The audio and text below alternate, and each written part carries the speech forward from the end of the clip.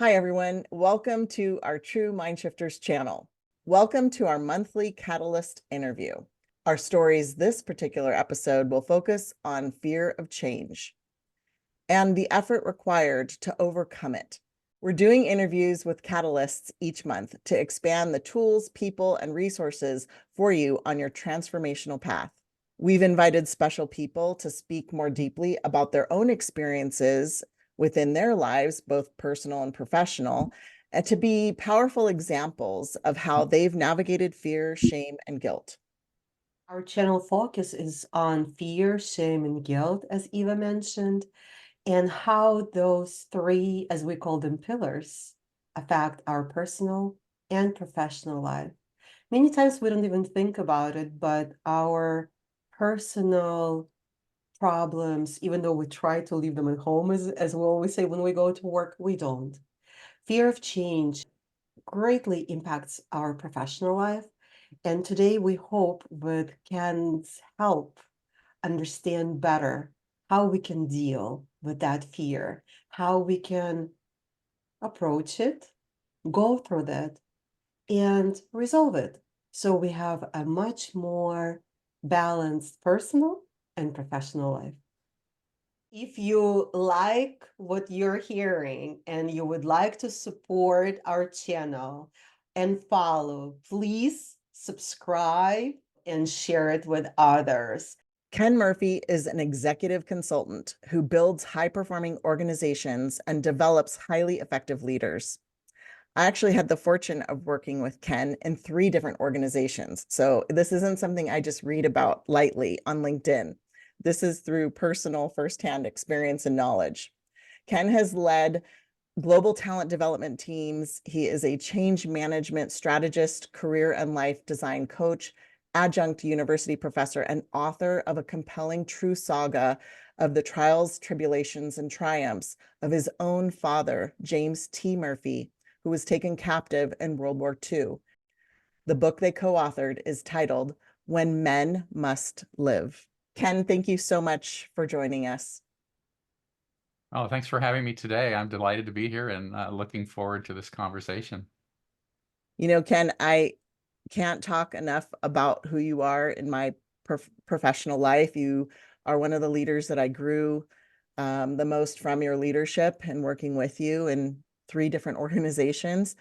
And anyone that meets you and experiences you will find you as a kind, wise, caring, and successful professional and professor who really looks out for them.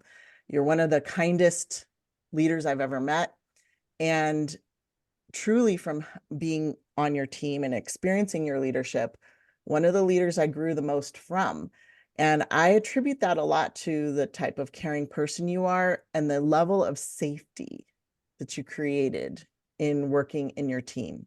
And there's another component is that you believed in me and you didn't just tell me what to do. You gave me experiences so that I could grow from those experiences, not just being told things. And that was happening when I didn't necessarily believe in my own potential. So it was, we interact with people and sometimes they don't understand the impact they've had on our life. But I know I've just spilled a lot with everything Yes. about who I am and who you are too and with me. But, I'm curious as people learn more about you, as I introduce you as this generous, wise, caring, helpful leader. How did you become this way? And how did you become this person that could help people on your team feel safe?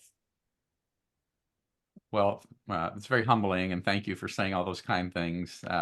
It's a really interesting question because I think for all of us, we get to a stage in life and we can kind of try to reflect back on how did we get to be who we are and how we are. For me, it started with safety and security and love at home from my parents and having just a wonderful upbringing. I know we all have different life stories and family histories, but I just was very blessed to be in a great environment with parents who were good role models and instilled a lot of concepts about what it takes to be good in this world, and how to grow up and do right, do the right thing. My father was an Air Force officer, and there was certainly structure and rules in the home.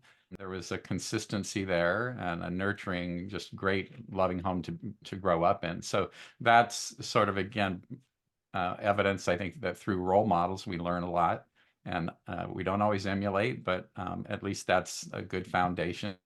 And then maybe just to expand on the growth into my professional life from there, I've always felt like I was trying to be a high achiever and learn and grow and excel at most everything I tried. I became more conscious of that as the years wore on. Playing sports growing up, kind of a cliche, but there were a lot of life lessons I look back on now of overcoming challenges, and including at times, fear and, the ability to perform at a level that made me feel valued for what I was trying to do and accomplish.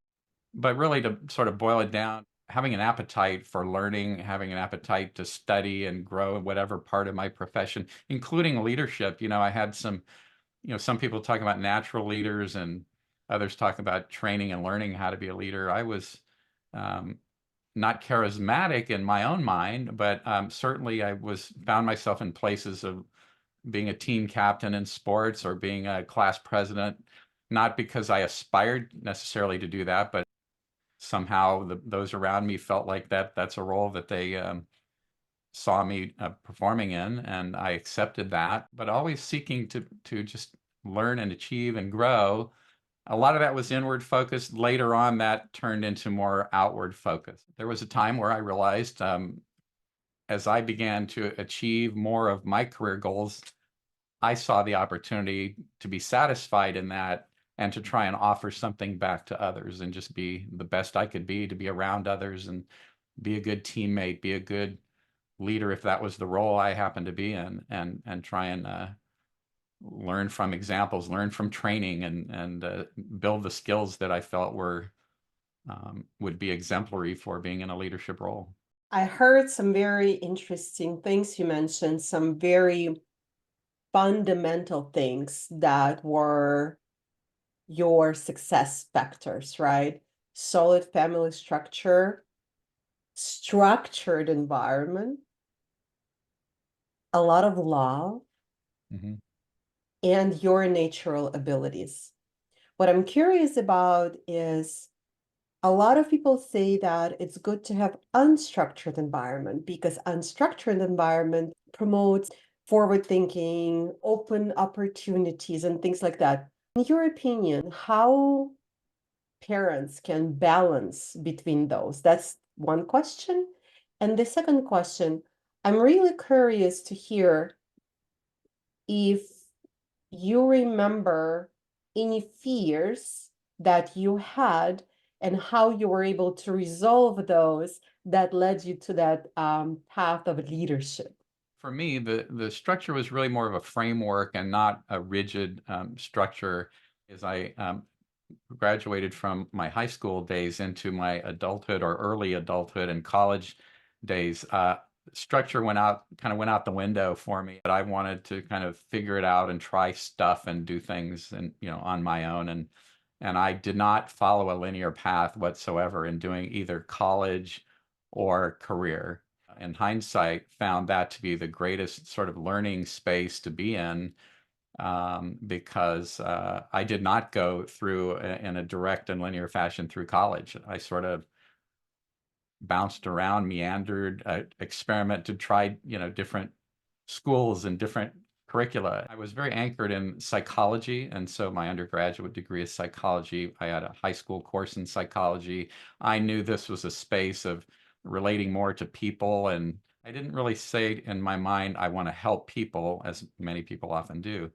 But I found that when I went into the business world, I could use that foundation of being people-oriented, being psychology-based, as kind of a platform or a tool to take on certain jobs where I was making a difference with helping people be successful, helping build organizations, learning about business at the same time.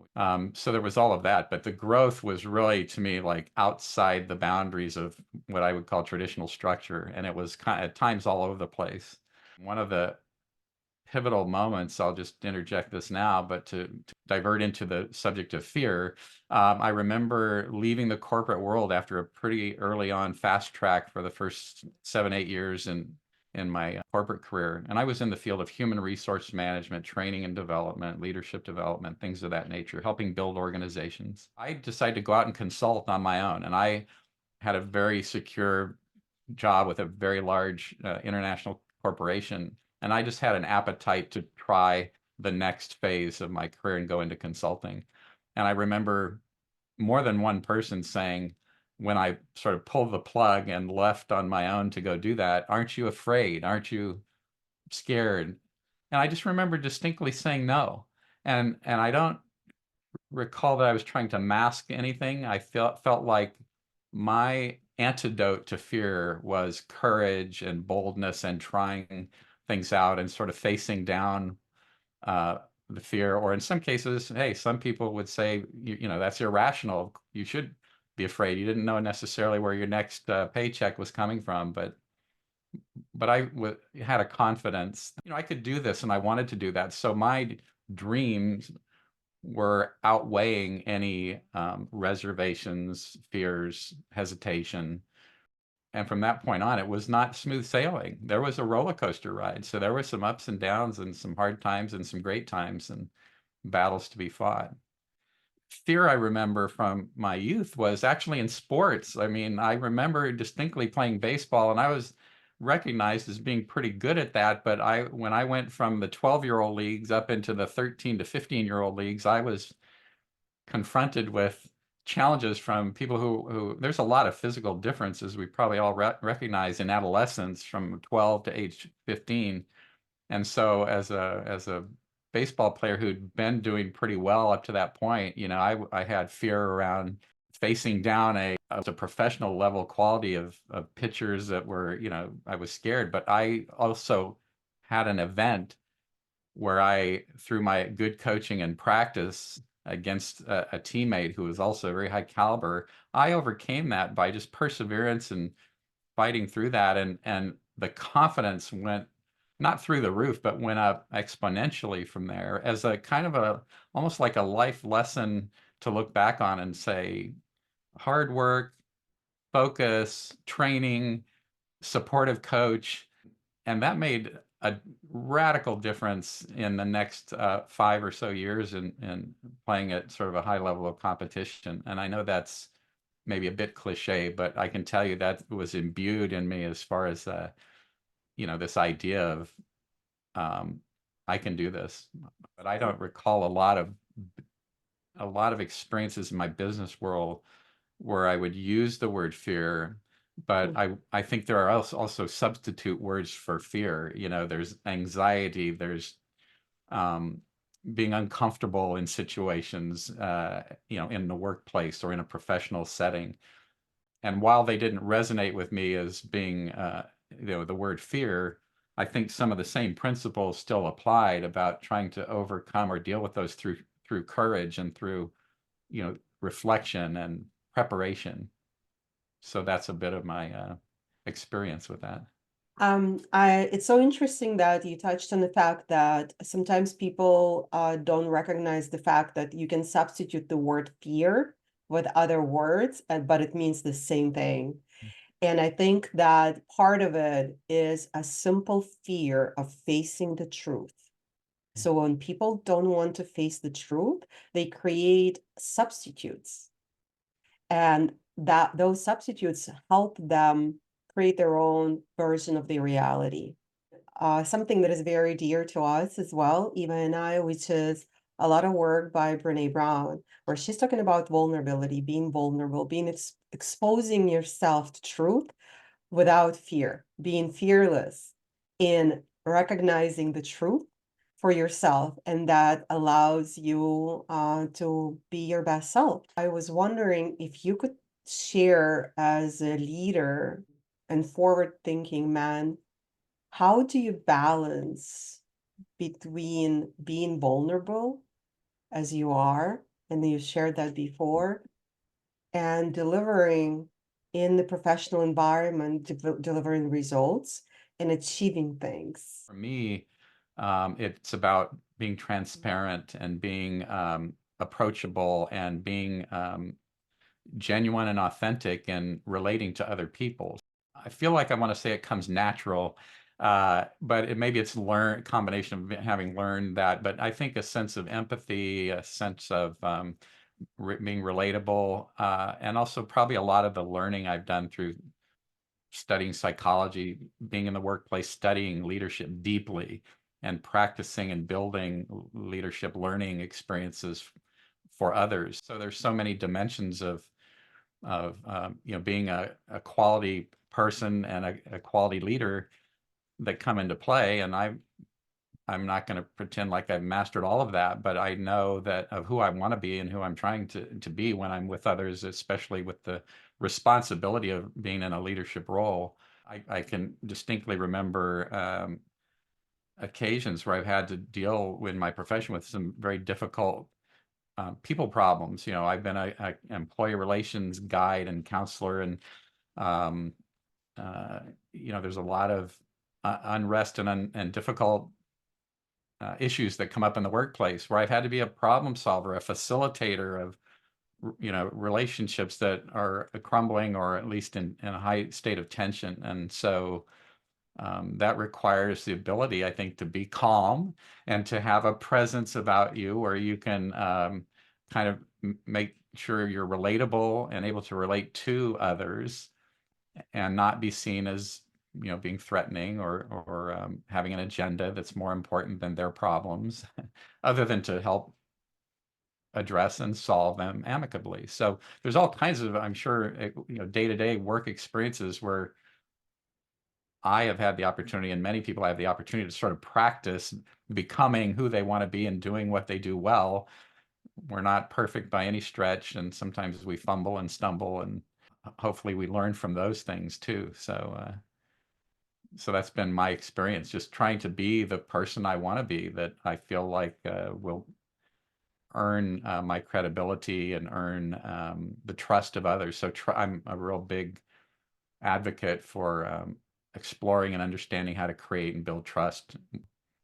So everything you've talked about really nods to self-awareness and the impact you have on other people, but understanding how to manage yourself. And it's really affirming to hear, you know, focusing on oneself, because frankly, that's all we really can control is ourselves. But when we do control ourselves, and what I mean by control is meaning like you're aware of what you do and how you do it, and you're not ruled entirely by emotion, but you're being thoughtful and mindful in your actions and behaviors. But it all starts with oneself. Mhm. And I've seen you navigate a lot of challenging situations, and you also seem to have a lot of comfort beyond the self-awareness with change.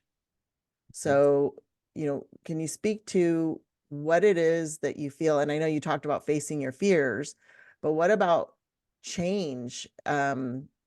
When so many people are averse to it, they want to hold on to it. I was one of those people, by the way, on your team who was very resistant for a year. I spoke about it in another episode. And it almost became a performance problem for me because I didn't want to change the leadership development program.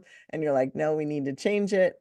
But what is it about you and change? How did you create this comfort level and excitement almost for change in your career? Well, I think some of this was probably baked in early on by osmosis. I grew up in a military family. As I mentioned, my father was Air Force. We moved around a lot. Sort of like every place we moved was a new adventure. I do remember transferring schools in the middle of my first grade year and feeling pretty uncomfortable in a new school with new kids. And I'm by nature a little more withdrawn, maybe one would say sort of introverted by nature, but more extroverted when the situation and my profession calls for that. I've been around a long time, so I've probably lived in 20 plus homes or locations for sure. And when I think about moving professionally, I've in a consulting role as well as my professional life, I've probably worked for or with or consulted to more than 25 companies, probably near 30 by now. I was a catalyst for change. So my reputation is that I became a change professional. I didn't hang that label on my, on my door or put it on a business card, but that's exactly what I was doing. Every organization that I worked for, somehow we came together to help navigate and implement change. And my doctoral degree, which I'm approaching the completion of, is a PhD in global leadership and change. What a coincidence. But I think this idea of overcoming setbacks, overcoming challenges, and having one of my core words, I know it's very popular now, I've been embracing it for decades, is resilience. And my resilience story, really, the roots of that are knowing my father's story and his experience being a prisoner of war in World War II. And although he didn't talk about that experience when we were growing up, in my later years, I was able to research and engage in long conversations with him for months on end to uncover the story and then build it into a book. But the point of it all was resilience can be learned, it can be supported and reinforced. The way I look at a lot of the world is you can learn a whole bunch even about understanding emotions and modifying or adapting both your thoughts, your emotions, your actions, your values, that can be a positive sort of overcoming and affirming experience. Constant learning is just part of the journey of life. I want to play in a space where I can hopefully inspire, challenge, strengthen, and prepare other people for the things that they're facing, including in their professional life. So Ken, while you've talked about how you are courageous, and I've seen this in action, talk a little bit about how you've seen fear, and again, maybe it's a code word, some other word, emerge at work or in your personal life. And what can you share about those situations that that offers some insight in terms of how to help navigate it? Employment is such a vital part, and work is such a vital part of our whole life and our livelihoods. So when I've been in so many organizations that are undergoing major changes, including laying off, one to hundreds to literally thousands of employees, I've seen fear manifest and cause, everything from paralysis of being able to thrive and move forward to, being in a state of uncertainty about an organization often is associated with a reduction in productivity and other forms of dysfunctional behavior and so forth. Communication and empathy and just, being human at work and understanding those vulnerabilities that people are feeling, and even having, been on the receiving end of that, being laid off because through no fault of one's own, the company just can't sustain its size or its work. Um, Certainly it's shocking and scary because it's putting people out of their livelihood. On a day-to-day level, I've seen people have, fear of a supervisor, disciplinary actions that come into play, and sometimes they're warranted, and other times it's foggy as to who did what to whom and when and how and who's at fault. And that whole conflict resolution space is an area where I think fear and uncertainty and worry and anxiety and stress comes into play. And all I can say is I do actually teach industrial and organizational psychology, and I won't divert too deeply into that here, but I think this is all about how do we build great cultures at work and have employees and leaders, bottom up, top down, have everyone take responsibility for being a contributor and an agent for, a healthy work environment. I think the human condition and human behavior is that the workplace is a microcosm of society. There's a whole range of human emotion and human dynamics, and some of that goes down a dysfunctional path, and others, you have other champions and enablers of good practices that can help build better cultures. And I've walked into some places, in fact, every place I go, every place we all go, if we're changing roles, we're going into a new role. I've taken on the mindset of, I have to perform. And so sometimes I have to sort of summon up the ability to act my way through a situation that might not be my natural style, but to go in front of others and be strong and have that courage and articulate and a position or a plan and go execute that with high energy and high enthusiasm and bring other people along, hopefully inspire others to join the efforts. Again, it wasn't necessarily a fear factor in the forefront of my mind, but there was certainly some trepidation and worry and ahead of time and preparation for what is that going to be like and how will I calm myself and strengthen myself to be able to jump into that difficult situation. I use a variety of techniques to do that, summoning faith and some anchor points I have around some of my philosophies. A lot of sayings. Your goals have to be stronger and bigger than your fears. How to step into the danger zone and just confront it and get through it to the other side, knowing that after some period of time it'll be over and we'll all survive and nobody's going to die and we'll all be okay and we'll go on to fight the next battle or take on the next challenge the next day. First of all, that resonates with me exceptionally, and also that I hope that everyone else can hear and recognize and adapt. Hearings or reading something positive every day, a statement, a phrase, a line, whatever that is. You mentioned it before, and I really want to bring it as you were talking about your anchors. That's what I do. And I found it so helpful as well without even realizing how much it resonates with a lot of other people like yourselves. And I hope that it's going to help others to recognize that this anchor, when you're in a bad mood, when you're scared, when you're stressed, and you just reach out to your positivity folder, as my husband and I has, we have a positivity folder, believe it or not, that we're sharing. And just reach in and find something there, how much really of an impact it has. And that's what you mentioned. I'm a real quote collector, Yeah. since early on. Probably I remember my first year of college reading and just grabbing stuff and putting it, putting it into a folder or putting it up on a wall or having it nearby. Yeah, a collector of quotes that are either inspirational or clarifying, simplifying, things that I read and say, yeah, that's kind of how I think. I could use that. And Amazing. I would tell you one of the challenges in my line of work as a career counselor and coach, helping others address their fears. Almost every week, someone will tell me, I'm lost. I don't know what to do next. It can be as serious as an individual who said he was like 2 weeks away from living in his car if he didn't get a job. He had been diligently trying to do the right thing in his job search.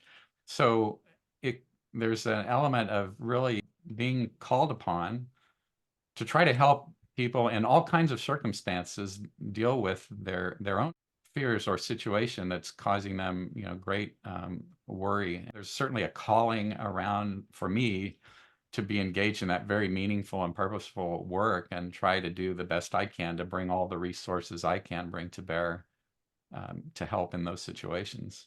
That's beautiful.